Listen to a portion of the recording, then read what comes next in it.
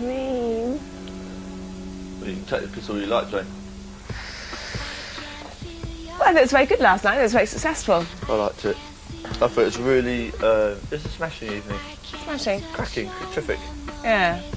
I like Kimmy coming along and bringing her boss and her aunt and her aunt's friend. You didn't see them all? You did not see her? I saw a slightly older lady, glasses. That is her, not her boss, her friend from work. And then her aunt used to run clubs as well. So Kimmy had all these sort of glamorous kind of 40-year-old, 50-year-old women. No, no English. But she's Russian. Is that the place she stays in, the Trinity flat, the 60s flat? What, that's not a club? No, is that a Yeah. Ah, right, it'll all come into place. Yeah. It falls into place. No, it was a nice evening, and, well, I suppose it's going to be really. I mean, there's a Beachy, Rowan and Jan, you know, a few key people out there. Yeah, absolutely. Packed with people. Oh, a very good time.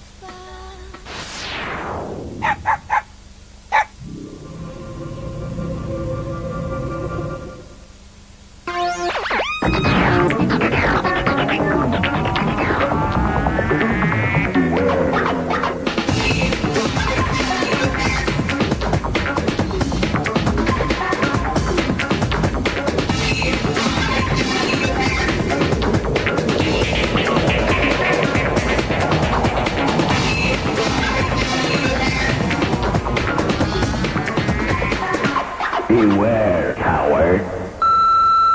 We've got Emily Newton-Dunn. Bring lots and lots of cash. Bring lots and lots of cash. Hello and welcome. You're watching Bits. Geronimo! Oh, you escaped! Shh! On tonight's show, things get dark and mysterious as Bits goes noirish in Nocturne. New and distant horizons swing into view in the latest edition from the Tocker series, and it's toys for girls and boys with another Dreamcast title. This time, it's Toy Commander. But first, it's time Alex hit the streets. A couple weeks back, Emily checked out the moves on a new game calling itself Tony Hawk Skateboarding. Well, that's processed white bread compared to the dirty, multi-grade wheelie action in Thrasher Skate and Destroy. We're reclaiming the streets and taking this urban skater sim outside to see if it really is as hard as it dresses. Thrasher's City. It's dirty tricks and cunning stunts. You're not a clean-cut youth with a sponsorship deal already signed, but a dude working your way from the ground up and your first board to the dizzy heights of magazine cover appreciation. New York hipsters Rockstar are a fine blend of gaming experts and music professionals. They wanted to make this skateboard sim real, man, so Ultra Cred Mag Thrasher is in on the books, offering not only expertise, but name as well. On top of that is the fine-tuned selection from acts like Run DMC and Tribe Called Quest. Skateboarding for the PlayStation. We've seen it all before, so what makes this one different from the rest? Not much. The graphics suck in this early version. The environments are bland, the terrain is difficult to handle. It's not for the aesthete. The gameplay consists of button bashing and praying that you hit land at the right time, lest you lose precious seconds waiting for your dude to pull him or herself together and get the heck up. There are no pre-planned courses, no tasks to fulfill, and the cops are on your tail. There's concrete, some railings, and a couple of steps. Do with them what you will. As a thoughtful aside, the developers have allowed an unlimited amount of practice where you can develop your technique in the environment before pressing the timer's start button. However, at the end of 120 short seconds, the stakes get higher. Enter Johnny Law. You are in breach of Ordinance X, and he's tossed his bear claw aside to make sure you never do it again. What the hell is that, a stun gun? What a wimp! The hell you gonna do, pull a piece on him while executing a 360-degree pop shove it? Shove it up your ass is more like it. Hightail it out of there and stay on the streets another day. Thank Frankie this isn't Kingpin. Ultimately, after 15 grueling levels, you'll get your computer-rendered face on the cover of a fictional Thrasher magazine. How does it feel? So you're not doing this for your health, but you're certainly not doing it for pleasure. The skaters are slow. They'll fall at the slightest nudge, but run into a wall and bounce off in a direction you never intended. And once you're on a level, the fantastic music never changes. It's like listening to an old 45 over and over and over and over again.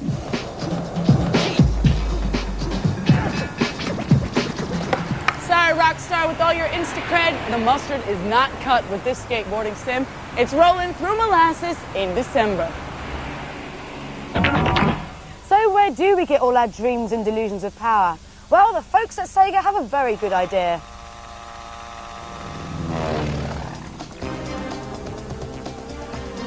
Toy Commander's a game where all the kids' toys come alive. Sounds like a tired old fantasy? Well, that depends on how you go about it. Consider Toy Story, consider The Borrowers, consider those movies as a game, and you've got an action shooter with over 50 hours of gameplay in the missions mode alone. The whole game is set within a house, with 8 different areas to explore and a total of 50 different missions to get through. Multiplayer goes up to 4-player split screen, and of course, because it's Dreamcast, there's no need for multi-tap.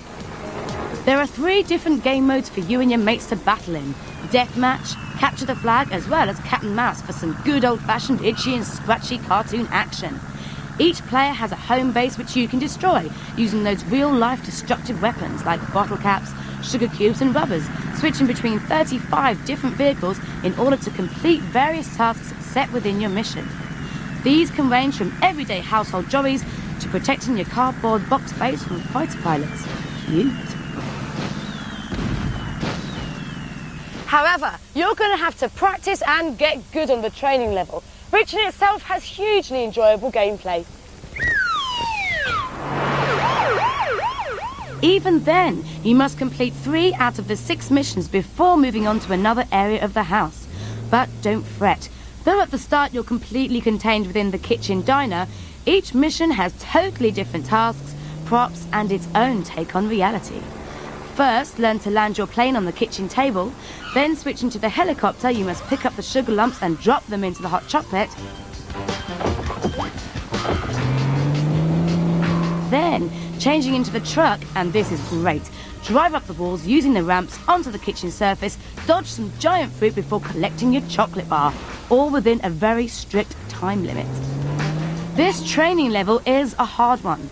The aeroplane flight alone will take you on a roller coaster ride of dizzying heights.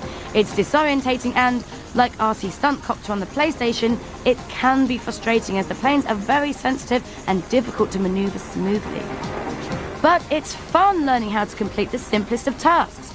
Another mission involves boiling eggs, for which you must light the gas on the cooker. Don't spend ages trying to find matches or aimlessly dropping rubber bombs onto the gas rings. All you have to do is drive into the gas knobs, then drive up the precarious ramp and push the eggs into the boiling water. Believe me, this isn't as easy as you think. The time is limited, and yet there are no shortcuts. This is no button basher. You must learn the fluidity of flight with patience and skill. In a game called Deep Sea Trap, the whole kitchen has been flooded, and your job is to shoot the submarines without touching the water. You can choose from a wide variety of camera angles, moving between first and third person perspectives. You can also abort the missions to download a different one quickly and easily if you get frustrated. It's not just the gameplay that gives this game its broad appeal. The graphics are amazing, making full use of the Dreamcast multi-million polygon status. Every lurid Disney colour is here. There's a fluidity to the game in both the realistic movement and the 3D graphics. Even for an experienced gamer, this is a real challenge. The training can take hours and you must complete it before you can move on. There's more skill than storyline, but it all adds up to bags of fun.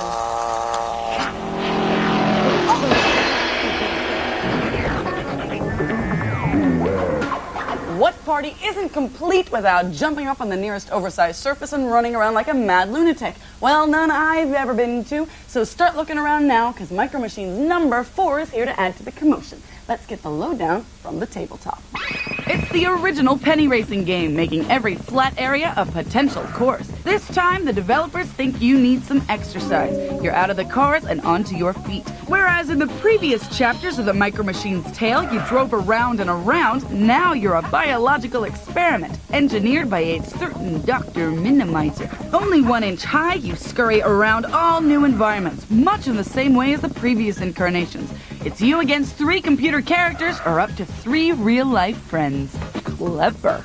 There's just as much wacky fun to be had with this Micro Machines as there was with any of the previous games. Although it falls into the nasty sequel category of nicer looks but similar play, its heritage is tried and tested. They're running across the tabletops early next year, so be careful where you swipe. They may be genetically modified, but they're people too. What?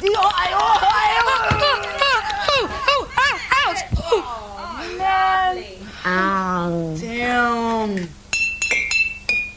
It's time for the competition winners. And we've a whole bunch of them. Most of you will be disappointed, especially all those jokers who insisted on creating an argument between me and my co-presenters when in fact our soundless fill-in-the-words discussion compo was just us having a bit of socio-political chitter-chatter. Rachel Hamill from County Antrim was the chick to decipher all their visual who's and ha's correctly. She wins lots of games, including Point Blank 2, Speed Freaks and Driver, and an autograph of Huggy Bear. Susan Ogilvy walks away with a ton of PC titles, including Command & Conquer Tiberian Sun, thanks to her creative use of my intestines, a toothbrush, and an egg timer in changing the course of human history. Must have been female intuition. And finally, 5 lucky chaps are getting their mitts on colour Game Boys and assorted colour Game Boy games. David Moncrief, Jason Coombs, Kevin McGaughty and Mark Hawkins are all getting their hands on these little pocket pals. And the very generous Simon Howard has asked us to send his prize to Ian Mini. We wanted to know what you would do with a Mini U. We were particularly fascinated by Davy Moncrief. He decided to dress his mini guy up as an Ewok, cut him in half, and then paste him to his face as sideburns. Nice. You can check out the rest of the answers on our brand spanking new website. Hot on the wheels of the European TOCA 2 success, Codemasters are bringing out a new title in the series. This time, it's Intercontinental. Hello, TOCA World Touring Cars. British-based Codemasters have broadened their horizons to take in the whole planet.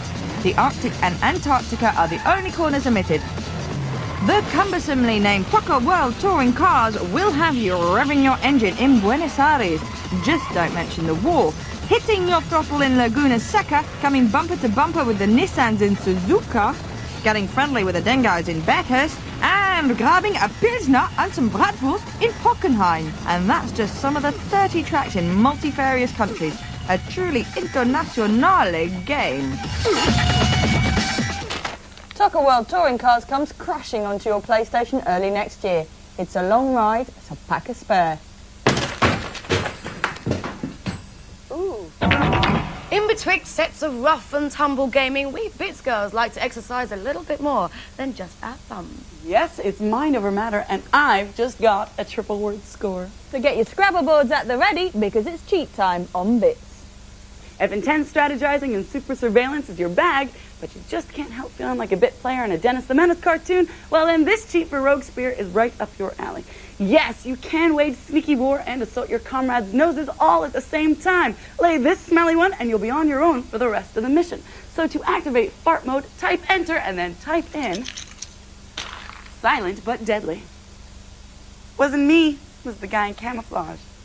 You've got the champers at the ready, but the only thing stopping you from claiming your championship glory on Sega Rally 2 are the tracks. Yes, you've got to complete all of them if you want to be promoted from Pit Boy. So jump ahead of the pack and start racing with all circuits at your disposal.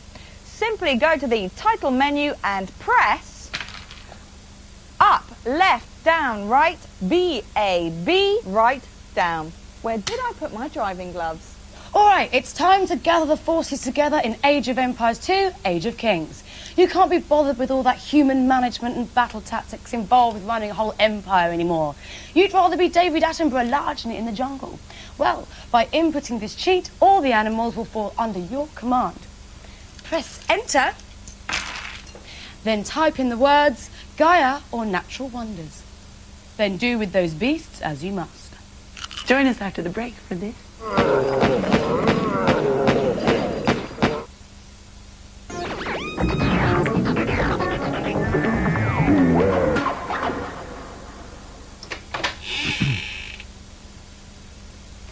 Looks like it's time for Shop Shelf. Knockout Kings are back on your PlayStation and, for the first time, your N64s. The PlayStation version features the 50 top boxers of all time. So if you want a game that's as in your face as Mike Tyson, Sugar Ray Leonard, Muhammad Ali or Frank Bruno, you may have found it. You can even create your own fighter and nurture him through the ranks of boxing. EA have promised punchingly good new key features to the game, such as niftier footwork, faster button response, and super authentic fighting action. That's all thanks to Sugar Ray's close cooperation with the developers to replicate hundreds of moves and combos used in real fights. 10, you're up, lights out. No Fear Downhill Mountain Biking is a full-on rush from Codemasters. Each track provides fresh terrain and new challenges from the deserts of Morocco to the snows of Sweden, avoiding the natural obstacles as well as other ruthless riders. Get your ass in the air with the PlayStation release on Friday, and there's a PC version in the running. Ever wondered how something so small finds it so hard to get its head through the door? Well, now you can learn why as you become invincible in Prince Nassim boxing. You'll never have your ego pulped again. Don't be too scared of the ring, as you can train in Naz's personal gym. All directed by the infectious voice of Naz himself. What have you been saying, Henry? If you fancy stepping into the Prince's shoes or having a go at beating the hell out of him, this could be the game for you. It's out now on PlayStation and PC. Time to play.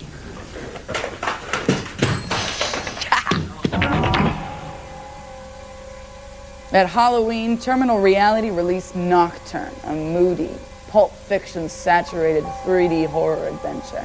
But look away now if you think John Travolta's gonna show up with an oversized needle.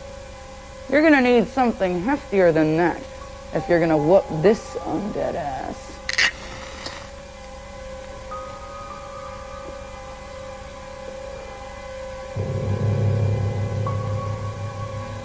It launched to much vampiric carrying on in New Orleans, which isn't a bad location for the launch of what's expected to bring that Silent Hill feeling to the PC consumer. You played the Stranger, or Doc Holliday, undercover agents in the covert spookhouse division of the U.S. federal government. Conspiracy theorists delight. This is the X-Files meets Men in Black. Seems Theodore Roosevelt ran into a couple of spooks way back in the 30s and set up an anti-paranormal attaché that stalks Goonies and keeps their activities out of the public eye, without the use of those little red flashing pens or sunglasses. Set in the glory days before the Depression, as the Stranger, you traipse around in a fedora and an oversized trench coat. It's either you or them, and remember, if you let any innocent bystanders in on your activities, you're toast. So tread lightly in your black patent soft-soled shoes. This is the most beautiful game you will see on the shelves right now. At worst, it looks like you're controlling a manga masterpiece. At best, it looks like you've got your clutches on the CinemaScope. And it's thanks to those geniuses at Terminal Reality and the over-the-top technical advancements in shadows, cloth, and general darkness. Adding to the movie experience is the static camera, which swaps Res Evil style to another angle once you've passed out of frame. The cams can be a bit tiresome in dark corners when you want to catch a glimpse of something, but they're an absolute necessity if you want the game to run smoothly. It is hungry for your processor, and the action would crawl to a standstill if you followed yourself around. A hell of a lot of space is taken up on your hard drive with negotiating your coat using advanced cloth simulation as it falls around your body realistically. Yeah, it looks fantastic, but maybe the developer should have thought about your average PC capabilities before designing a completely superfluous engine. Besides, the rest of your guy seems unaffected by weather or wind conditions. You might want to turn away. I suspect your religious sensibilities might be offended by what I'm about to do. So for all these cinematronics, what price will you pay? Not just for a new machine with mega hardware, but for great gameplay. Sorry, all those folks looking for something for their 1 meg black and white apples? This ain't it. But you could download Chucky Egg. You'd have more fun with that.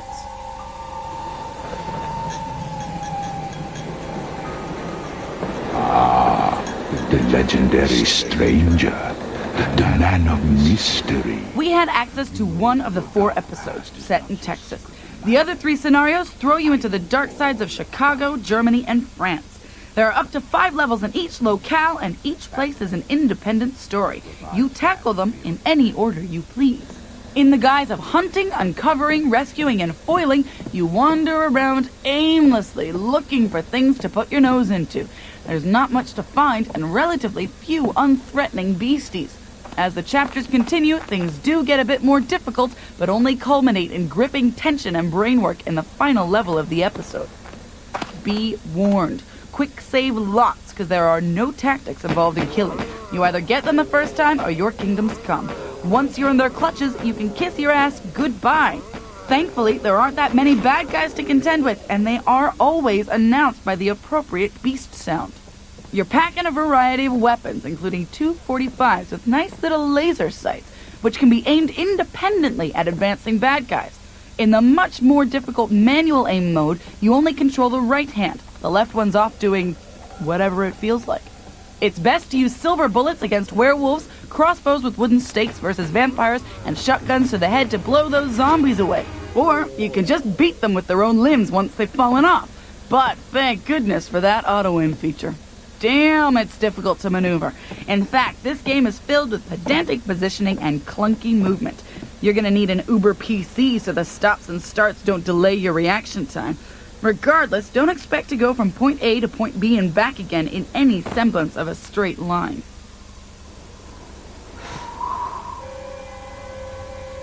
If you have the means, I highly recommend it as spectacular eye candy.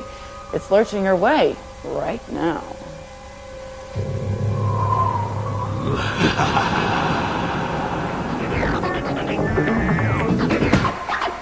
Football games are second only to driving sims on the PlayStation, so it seems only right that Rage have also developed their newest, most polished sports game to date for the Dreamcast's footy debut.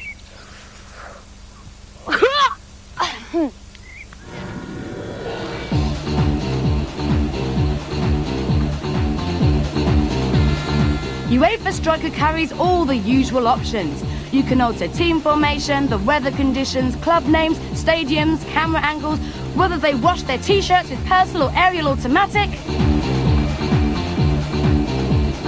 You kick off with a friendly game, allowing up to 4 players to take part in a single match.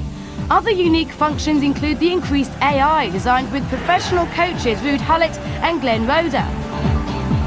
There's a great sense of realism with the inclusion of the real-time feature, so there's no dead time when the ball is out of play. The replay also has a video rewind effect, which is a bit of a laugh. Well, I'm going to put you on the There's a good variety of possibilities with a very user-friendly interface, including a new 60 Hz option for smoother gameplay, and a pressure setting so you can increase the referee's attention and see more of those yellow cards being whipped out. The graphics and textures are really high resolution, optimizing Dreamcast's 3D power with impressively colourful stadiums and more detailed crowds than ever. Headed upfield. This is a powerful game. However, I must say on the PlayStation platform, the graphics really suffer. The players get terribly chunky, and not in a good way. UEFA Striker is out now on your PlayStation and on your Dreamcast next week.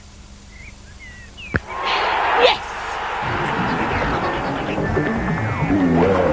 If you filled up a 1600cc automobile with 40 pounds worth of unleaded and then drove it at 19 miles an hour up a hill with a 10% gradient in 3rd gear from Guildford to Cairo and then over to Oslo in reverse gear, what would you put into the boot in order to make the trip round and successful, and why? Oh no. Maybe you can help us. If you can, we'll send you a special prize.